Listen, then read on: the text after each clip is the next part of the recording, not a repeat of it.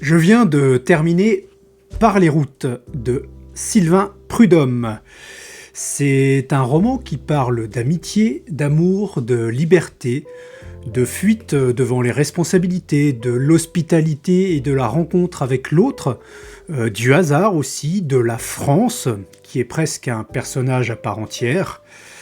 Alors attention, parce que ce roman n'a rien de classique, mais si vous vous laissez emporter le pouce levé aux côtés de l'autostoppeur, eh bien vous sillonnerez la France, un sourire béat aux lèvres. Allez, c'est parti, on en parle.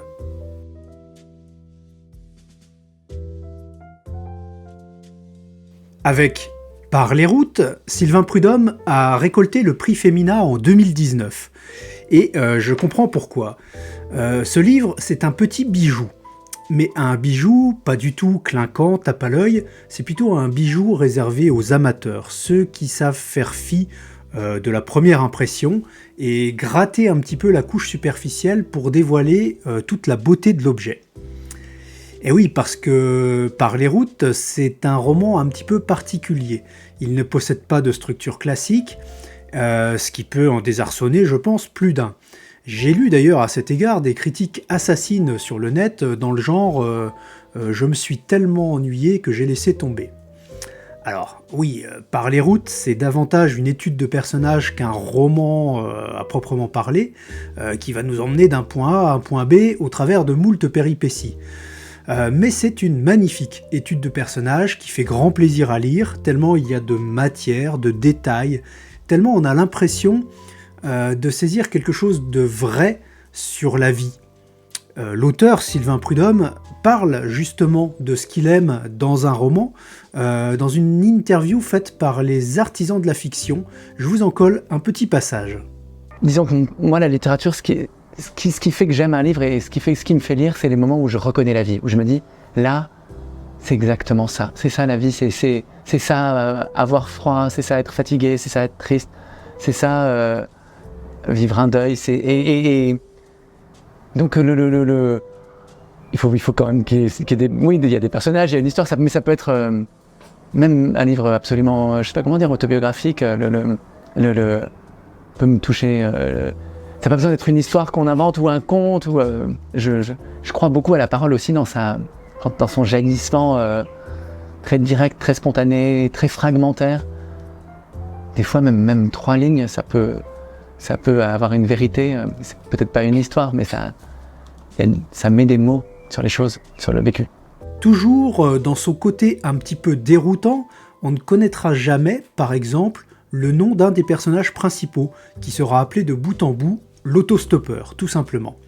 Ni d'ailleurs le nom de la ville où se déroule la majorité du roman, qui sera juste désigné par V. On sait qu'elle est dans le sud de la France, à environ 1 heure de route de la mer. Certains pourraient prendre ça pour une coquetterie, mais non. Moi je trouve que c'est une magnifique manière de flouter le cadre de ce roman pour mieux permettre à chaque lecteur de se l'approprier et de se glisser à l'intérieur du roman.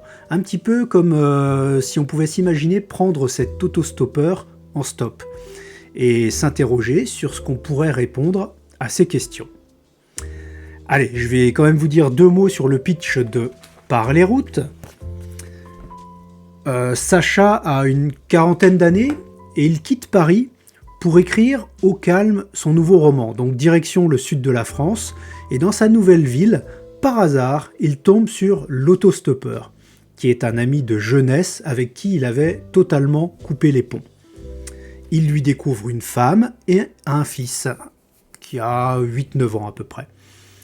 Et il se rend compte que l'autostoppeur n'a pas cessé cette manie qu'il avait déjà, beaucoup plus jeune, il y a une 20aine d'années, un peu plus même, cette manie de partir quelques jours à l'improviste pour sillonner les autoroutes de France, le pouce levé. Est-ce qu'on va avoir affaire à un triangle amoureux classique ? Ça, le roman vous le dévoilera. Alors évidemment, ce livre nous parle d'amitié, de retrouvailles, vous le voyez grâce au pitch, du temps qui passe, des sentiments qui l'écornent, et des non-dits qui creusent un fossé. Ce livre nous parle aussi de la liberté, une liberté très liée à la fuite devant ses responsabilités. Ceux qui partent se sentent libres, mais ce qui reste se lie indéfectiblement. Est-ce que la liberté s'achète au prix de la perte de ce qu'on aime ? L'autostoppeur, indubitablement, c'est un enfant qui ne veut pas aller à l'école, il préfère aller jouer avec ses copains. Mais en même temps, c'est paradoxal parce que c'est un savant, une espèce d'anthropologue qui étudie à la loupe ces animaux sociaux que sont les humains en voiture. Le hasard façonne ses voyages, il le mène à la rencontre avec l'autre, avec la France aussi, dont il découvre les charmes et les facéties. Hospitalité, rencontres sincères, joie simple, désillusions tragiques émaillent le parcours de l'époux et du père en vadrouille.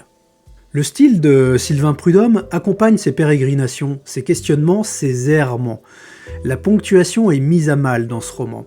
Il n'y a jamais d'éclat de voix, de disputes, d'interrogations. Les émotions sont comme enfouies, pudiquement voilées. Évidemment, dans ce roman, on s'écarte un petit peu du réel. On est parfois dans le domaine de la fable, servi par une écriture simple, ciselée, sans fioriture, mais très évocatrice. Dans la même interview que je vous ai partagée tout à l'heure, l'auteur parle justement du style. En voici un petit extrait. Par exemple, Proust, on dit il fait des phrases longues, mais c'est parce qu'il a quelque chose de très précis à dire. Il lâche pas. En fait, c'est qu'il a toujours pas réussi à formuler très très précisément le sentiment qu'a son personnage. Et donc, la phrase, elle cherche. Elle est longue parce que c'est comme elle est à tête chercheuse, quoi. Elle a pas réussi encore à dire ce qu'elle voulait dire. Donc ça répond à une nécessité, en fait. C'est pas des phrases qui, au moment où elles commencent, se promettent d'être longues. Pas du tout. Parce que ça m'intéresserait pas. Enfin, j'ai aucune admiration particulière, en fait, pour aucun effet de style en soi, en fait. J'aime quand ça répond à une nécessité de le dire, en fait.